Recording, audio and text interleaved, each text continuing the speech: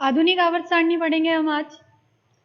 आधुनिक आवर्त नियम जो है वो हेनरी मोज़ले ने दिया था और ये नियम ये कहता है कि तत्वों के भौतिक एवं रासायनिक गुणधर्म उनके परमाणु क्रमांक के आवर्ती फलन होते हैं। इसका ये मतलब है कि यदि आप तत्वों को परमाणु क्रमांक के बढ़ते हुए क्रम में व्यवस्थित करें तो एक निश्चित अंतराल के बाद कुछ तत्वों के गुणधर्म में क्या मिलेगी, आपको समानता मिलेगी। तो इसी को क्या कहते हैं हम, आवर्तिता। तो यहाँ पर हेनरी मोज़ले और मेंडलीव के आवर्त नियम में सिर्फ डिफरेंस कितना है कि मेंडलीव का नियम ये कहता है कि तत्वों के भौतिक और रासायनिक गुणधर्म उनके परमाणु भारों के आवर्ती फलन होते हैं। तो मेंडलीव ने अपनी आवर्त सारणी बनाई थी तत्वों को उनके परमाणु भार के बढ़ते हुए क्रम में व्यवस्थित करके, जबकि हेनरी मोज़ले ने इसमें चेंजेस किया कि परमाणु भार नहीं बल्कि परमाणु क्रमांक के बढ़ते हुए क्रम में हमको क्या करना चाहिए, तत्वों को व्यवस्थित करना चाहिए। तो यहाँ पर फिर चेंजेस हुए और अब तत्वों को आधुनिक आवर्त सारणी में तत्वों को उनके परमाणु क्रमांक के बढ़ते हुए क्रम में व्यवस्थित किया गया है। तो इसी बेसिस पर आधुनिक आवर्त सारणी बनाई रखी है। आधुनिक आवर्त सारणी में 4 ब्लॉक होते हैं, S block, P block, D block और एफ ब्लॉक। एक तो ये बात ध्यान रखनी है आपको, इसमें 4 ब्लॉक होते हैं, एसपीडीएफ ब्लॉक।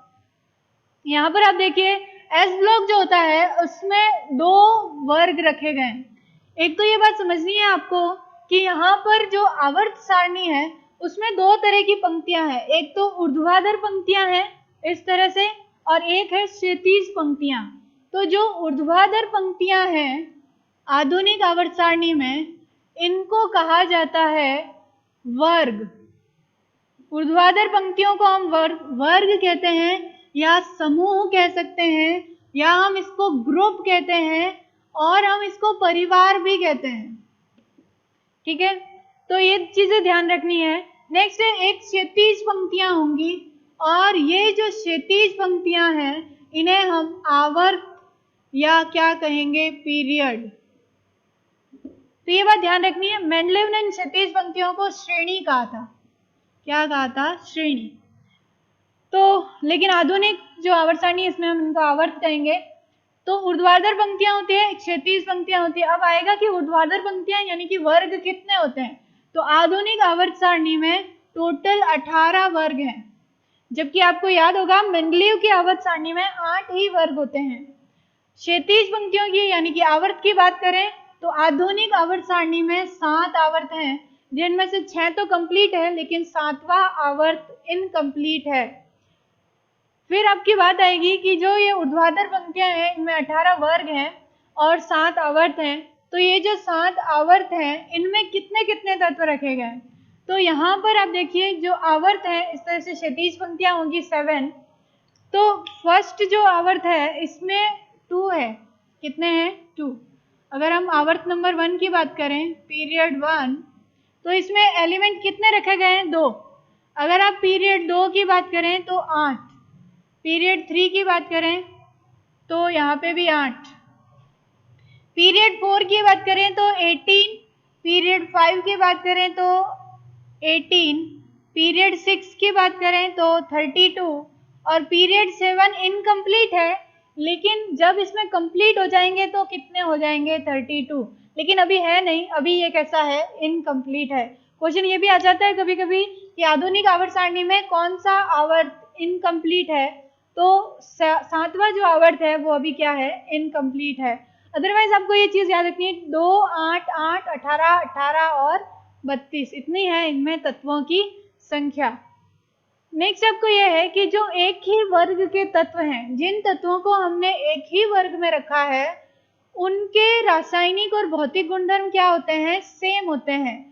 क्यों होते हैं, ये भी क्वेश्चन आता है कि एक ही वर्ग में रखे हुए तत्वों के गुणधर्मों में समानता क्यों पाई जाती है।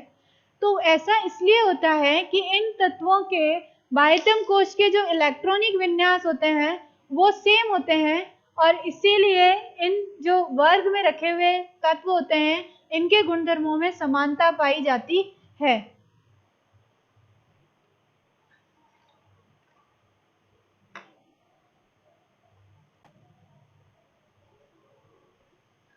हाँ, तो जो आधुनिक आवर्त सारणी है इसमें 4 ब्लॉक होते हैं, sp-d-f, आपको याद रखना है s उपकोष जो होता है उसमें एक ही कक्षक होता है और उसमें मैक्सिमम इलेक्ट्रॉन 2 आ सकते हैं।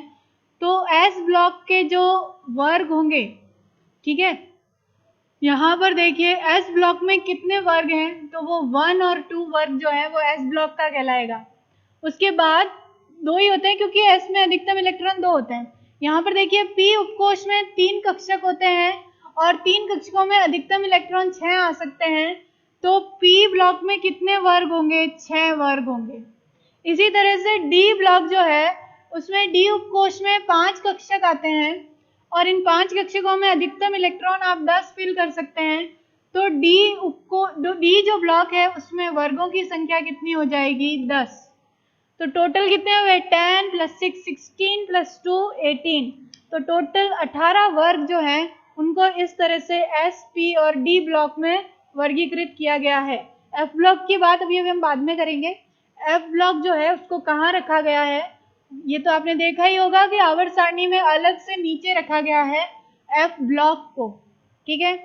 तो यहाँ पर देखिए, यहाँ आप इस तरह से मेंडलीव की आवर्त सारणी जो है उसको आप आधुनिक आवर्त सारणी में ही समझेंगे, ठीक है। पहले आप क्या करेंगे? आधुनिक आवर्त सारणी को याद करेंगे, मेंडलीव की अलग से याद करने की आपको जरूरत नहीं है। तो यहाँ देखिए मेंडलीव की आवर्त सारणी को आपको इस तरह से ड्रॉ करना है। ये देखिए पीरियड नंबर 1, यहाँ वर्ग 1, वर्ग 2, ये जो ऊर्ध्वाधर पंक्तियां हैं इनको वर्ग नाम दिया गया है, क्षैतिज पंक्तियों को पीरियड। तो मैं यहाँ 1 2, यहाँ देखिए आप फर्स्ट जो वर्ग है इसमें आप इस तरह से ट्रिक याद कर सकते हैं, ह ली ना की रबड़ी सबसे फर्स्ट, और भी ट्रिक आपको मिल जाएगी। तो यहाँ पर फर्स्ट वर्ग जो है ये वर्ग 1 है और इसको मेंडलीव का जो वर्ग, ये जो आधुनिक आवर्त सारणी का वर्ग 1 है ये मेंडलीव का फर्स्ट ए कहलाता है। आपको देखो पीरियडिक टेबल में ऐसे फर्स्ट ए भी लिखा हुआ होगा। तो 1 तो है अकॉर्डिंग टू आधुनिक आवर्त सारणी और फर्स्ट है ए लिखा हुआ है अकॉर्डिंग टू मेंडलीव की आवर्त सारणी। तो मेंडलीव की आवर्त सारणी में ये तत्व फर्स्ट ए में रखे गए हैं जबकि आधुनिक आवर्त सारणी में ये फर्स्ट वर्ग में रखे गए हैं। इस तरह से इसको समझना है। उसके बाद सेकेंड वर्ग जो है इसको मेंडलीव के लिए हम कहते हैं सेकेंड ए। तो यहाँ पर आप देखिए, यहाँ लिथियम के बाद आता है बेरिलियम और यहाँ से इसकी ट्रिक होती है बे म के सर बारा। ये तो आपको पता ही होगा कि किसी भी तत्व का फर्स्ट लेटर हमेशा कैपिटल लिखना है और सेकेंड लेटर क्या लिखना है? स्मॉल लिखना है। ये beryllium, magnesium, calcium, strontium, barium और रेडियम ये हो जाएंगे सेकेंड वर्ग के एलिमेंट। और वर्ग 1 और वर्ग 2 इन दोनों को मिला के हम क्या कहते हैं? S block element. इन दोनों को मिला के हम क्या कहते हैं? एस ब्लॉक के तत्व। अब एस ब्लॉक के तत्वों को हम एस ब्लॉक के इसलिए कहते हैं क्योंकि इनमें अंतिम इलेक्ट्रॉन एस उपकोष में भरा जाता है, इसलिए हम इनको क्या कहते हैं? एस ब्लॉक के तत्व। नेक्स्ट ये है कि यहाँ पर 1 2 लिखने के बाद आपको क्या करना है? यहाँ पर देखिए साइड में आपको लिख देना है, यहाँ पर ये हो गया पीरियड 1 यानी आवर्त 1, ये हो जाएगा 2, ये हो जाएगा 3 और ये हो जाएगा 4। पीरियड को हम क्या कहते हैं? आवर्त भी कहते हैं। तो आवर्त 1 2 3 4 5 6 और 7। आपको पूछ ले कि रुबिडियम किस आवर्त का तत्व है? तो 5th आवर्त का है। वर्ग पूछ ले किसका है? तो फर्स्ट का है। इस तरह से आपको आंसर देने हैं। तो यहाँ देखिए आपको क्या करना है, यहाँ पर कैल्शियम 20 होता है, ये तो आपको याद ही होगा, आप लोअर क्लासेस में भी सीख चुके हैं। कैल्शियम का एटॉमिक नंबर क्या है? 20 है और यहाँ 20 के बाद यहाँ शुरू होता है स्कैंडियम, टाइटेनियम, शक्तिवान, करे, मंदिर, फिर कौन, निकाले, कॉपर, जिंक। यहाँ पर देखो आप इस लाइन को इस तरह से याद कर सकते हैं। और ये जो वर्ग है यहाँ स्कैंडियम से, ये 3rd वर्ग है, ये 4th है, ये 5th है, 6 है, 7 8 9 10 11 और 12। तो ये हो गए 12 तक वर्ग। उसके बाद यहाँ देखो, यहाँ पर हाइड्रोजन के लाइन में जो फर्स्ट आवर्त में आता है वो यहाँ रखा गया है आपका हीलियम। तो ये 18 ग्रुप का एलिमेंट है हीलियम, ठीक है। उसके बाद लिथियम, बेरिलियम और यहाँ पे आप देखिए जगह छोड़ के आपको इस तरह से लिखना है बेरिलियम, फिर यहाँ हो जाएगा boron, carbon, nitrogen, oxygen, fluorine और नियॉन। इस तरह से आपको टेबल याद करनी है। देखिए सोडियम और मैग्नीशियम आपको पता है इसका 11 होता है, इसका 12 होता है। मैग्नीशियम के बाद जो एल्यूमिनियम आता है 13, वो यहाँ आता है, ठीक है। तो आप इसको 12 को थोड़ा सा आप बोरॉन और एल्यूमिनियम को या तो उस तरफ कर दो, यहाँ पे हो जाएगा बोरॉन कार्बन, यहाँ हो जाएगा बोरॉन के नीचे आपका एल्यूमिनियम, ठीक है। और उसके बाद आपका यहाँ पर यहाँ जिंक का 30 हो जाएगा। ये देखिए यहाँ से लिख सकते हैं 20 के बाद ये 21, 22, 23, 24, 25, 26, 27, 28, 29 और 30। उसके बाद देखिए यहाँ पर 31 होता है गैलियम। तो यहाँ इस तरह से आप बल्गा इन तेल, इसकी ये वाली होती है ट्रिक। तो बोरॉन, एल्यूमिनियम, गैलियम, इंडियम और थेलियम। यहाँ पे आ जाएगा काशी गए संत प्रभु। इस तरह से इसकी ट्रिक होती है। तो हर लाइन की एक ट्रिक है, आप उस ट्रिक से इसको याद कर सकते हैं। उसके बाद नाइट्रोजन, फास्फोरस, आर्सेनिक, एंटीमनी और bismuth, oxygen, sulphur, selenium, tellurium और पोलोनियम, और FCl, Br, I और At। यहाँ पे हो जाएगा helium, neon, argon, krypton, xenon और रेडॉन। यहाँ भी आप लिख सकते हैं ये आवर्त नंबर 1 है, ये 2 है, ये 3 है, ये 4 है, ये आवर्त के नंबर लिखे हैं मैंने, और ये 5 है और ये 6 है। तो इस तरह से आप अपनी पीरियोडिक टेबल को बना सकते हैं। यहाँ आपको ध्यान रखना है, ये देखिए मैंने कहा था कि पहले आवर्त में 2 तत्व हैं, हाइड्रोजन और हीलियम। दूसरे आवर्त की बात करो तो 8 है, 1, 2, 3, 4, 5, 6, 7 और 8। तो 8 एलिमेंट हो गए। उसके बाद थर्ड आवर्त की भी बात करो तो 8 है, 1, 2, 3, 4, 5, 6, 7 और 8। आपको याद रखना है कि ग्रुप नंबर 13, 14, 15, 16, 17 और 18, इनको हम पी ब्लॉक के तत्व कहते हैं। ये पी ब्लॉक है। इनको पी ब्लॉक इसलिए कहते हैं क्योंकि इनका लास्ट इलेक्ट्रॉन पी उपकोष में जाएगा। अगर आप बात करो 3 to 12 की, ग्रुप नंबर 3 to 12, तो इसको हम डी ब्लॉक के तत्व कहते हैं। ये क्या कहलाते हैं? डी ब्लॉक के तत्व।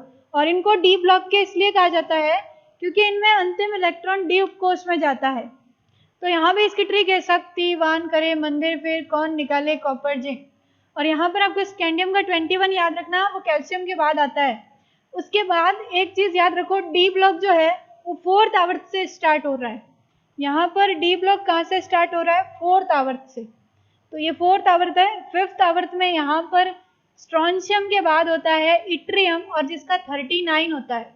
ये वाले नंबर आपको याद रखने हैं। एक तो आपको एटॉमिक नंबर ग्रुप नंबर 3 के याद रखने हैं एलिमेंट्स के, और एक आपको 18 ग्रुप के याद रखने हैं। इससे क्या होगा, यहाँ 2, यहाँ 10, ये 18 क्रिप्टन, 18 ऑर्गन, 36 क्रिप्टन, जिनॉन 54 और रेडॉन 86। इससे क्या कर सकते हैं, आप बाकियों के एटॉमिक नंबर निकाल सकते हैं। जैसे यहाँ देखो जिनॉन 54 पर 5th वर्क खत्म हुआ, तो 55 जो होगा वो किसका हो जाएगा आपका? यहाँ पर हीलियम 1, 2, 3, 4, 5 और 6, 54 जिनॉन। और यहाँ पर इट्रियम के बाद आता है यहाँ लैंथेनम और स्कैंडियम, इट्रियम, लैंथेनम और एक्टिनियम। एक्टिनियम का 89 होता है। रेडॉन 86 पर अगर 6th पीरियड खत्म हो रहा है तो 7th पीरियड में फ्रांसियम का क्या हो जाएगा? 87, ये देखो 88 और 89, इसी तरह से कर सकते हो। 5th जो है वो 54 पे खत्म हो रहा है, तो यहाँ 6 55 हो जाएगा, ये 56 और ये लैंथेनम का हो जाएगा 57।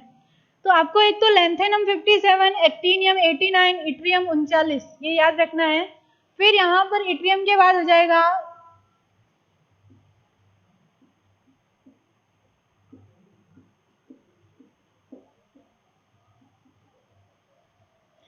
यहाँ पर देखिए एक चीज, तो यहाँ देखिए लैंथेनम जो 57 है, यहाँ पर 3rd ग्रुप में रखा हुआ है लैंथेनम। और लैंथेनम 57 के बाद 58 to 71 याद रखिए, क्योंकि लैंथेनम के बाद 58 to 71 क्या कहलाते हैं? ये 14 एलिमेंट लेंथेनाइट्स कहलाते हैं। और यहाँ पर देखिए एक्टिनियम 89 के बाद 90 to 103 ये क्या कहलाएंगे? एक्टिनाइट्स। ये 14 एलिमेंट है, 14 है लेंथेनाइट्स और 14 ही क्या है? एक्टिनाइट। और इन दोनों को आवर्त सारणी में नीचे रखा गया है और इनको F ब्लॉक के तत्व कहते हैं, F ब्लॉक कहते हैं, क्योंकि इनका अंतिम इलेक्ट्रॉन F उपकोष में भरा जाता है। तो ये तो याद रखने हैं। लेंथेनम 57 के बाद 58 to 71। तो अगर आपको पूछे लेंथेनाइट किस वर्ग और किस आवर्त से रिलेटेड है, तो देखिए वर्ग कौन सा है? 3 और आवर्त कौन सा है? 6। तो ये 3 वर्ग के हैं और 6 आवर्त में रखे गए हैं, ये याद रखना है आप। और यहाँ पर एक्टिनियम 89 के बाद रखे हैं 90 से 103 तक एक्टिनाइट है। तो एक्टिनाइट जो है वो है तो थर्ड वर्ग के ही, लेकिन 7th आवर्त के हैं। तो एक्टिनाइट है थर्ड वर्ग के और 7 आवर्त के तत्व। तो इस तरह से आप लेंथेनाइट और एक्टिनाइट के भी वर्ग और आवर्त बता सकते हैं, अगर आपको पीरियोडिक टेबल याद है तो। नेक्स्ट आपको ये ध्यान रखना है कि यहाँ लेंथेनम 57 के बाद 71 तक लेंथेनाइट नीचे रखे गए हैं। तो हैफनियम का जो है वो 72 है और ये 73, 74, 75, 76 इस तरह से चलेंगे, ये ध्यान रखना है आपको। उसके बाद यहाँ 103 तक है, तो यहाँ जो एलिमेंट रखा जाएगा उसका परमाणु क्रमांक क्या होगा? 104। और यहाँ वापस क्योंकि इनमें डी में भरे जाते हैं, इनको इसलिए डी ब्लॉक में रखा गया है। यहाँ तक तो एफ में भरे जाते हैं, इसलिए इनको एफ उपकोष में, एफ ब्लॉक के तत्व में नीचे रखा गया है। तो इस तरह से आपको ये पीरियोडिक टेबल याद करनी है। ये मॉडर्न पीरियोडिक टेबल है। और यहाँ हमेशा ध्यान रखिए कि जो आवर्त के नंबर हैं, ये किसी भी आवर्त है उसमें मुख्य क्वांटम संख्या जो अधिकतम होती है उसको प्रदर्शित करता है। जैसे सपोज हम 4th आवर्त की बात करें, तो इन तत्वों में जो अधिकतम मुख्य क्वांटम संख्या होगी वो क्या होगी? 4 होगी। तो इस तरह से आपको क्या करना है? आधुनिक आवर्त सारणी को डिस्क्राइब करना है कि एस ब्लॉक में 2 वर्ग होते हैं, फर्स्ट और सेकेंड। डी ब्लॉक में 3rd to 12 है, पी ब्लॉक में 13 to 18 है। और लेंथेनाइट्स एक्टिनाइट्स को अलग से नीचे रखा गया है, लेकिन वो किस में आते हैं? 3rd वर्ग में ही आते हैं। आवर्त कौन सा है? लेंथेनाइट का 6 और एक्टिनाइट का 7। तो इस तरह से आपको ये मॉडर्न पीरियोडिक टेबल को लर्न करना है।